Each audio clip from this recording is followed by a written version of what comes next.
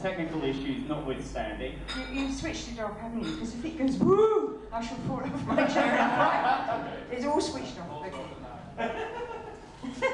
Lovely shiny faces. Look at this. I know. Shiny Isn't it a good faces. room?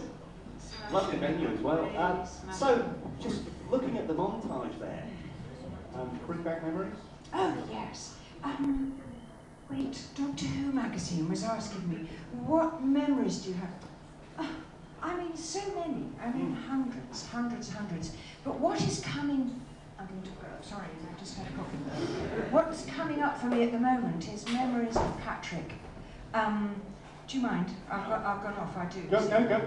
I know you go off. We've done this before, so go right ahead. I want to tell you. Because, you know, I've just done The Highlanders for BBC Audio. I read it. What a privilege to be given this story to read, The Highlanders. And when you do that, it's like having a magnifying glass and looking through very deeply into the past. And what immediately comes up for me is Patrick Troughton was brilliant.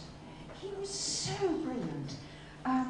And what a privilege it was to work with him. And it's, you know, I forget, because, you know, we look at pictures and, you know, we did this. But when you really have a look, boy, oh boy, he was a consummate actor. And without him, we wouldn't be sitting here today celebrating Doctor Who.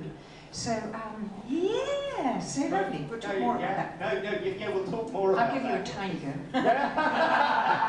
And suffice to say, yes, the Highlanders audiobook coming out from Audio Go September, I think you said. It's September the 6th, and hopefully I might have, if it's worked and the post came, I might have some audibles where you could order it up and then I will sign the copies and then send them to you. I do it all myself. And if not, you will be logging it through your website, anneke.co.uk. Yeah, and then it's out there on the thingy. Yeah, so let's get the plug-in. Let's get the plug-in. Thank you. To make sure that you don't go to annekewills.com. No, you don't. We weren't going to mention that. No. Doing the research for this interview, you know, the question I found was, you know, who is Anneke Wills? Because you're almost coming on it. You've done so many things. I mean, Doctor Who is ultimately 1 year out of your life, and you've done so many other things as well, haven't you? Because you know, as much as we're not talking about other publishers or anything like that, you wrote your autobiography, 2 volumes. Where do you start? How did you go about writing about your own life? Yeah, it was good actually. What I did was, if any of you have heard this before, cut me a little slack, because there are some people who haven't. So what I did was, I switched off radio. I wasn't watching telly. No, I don't get newspapers anyway because it's depressing.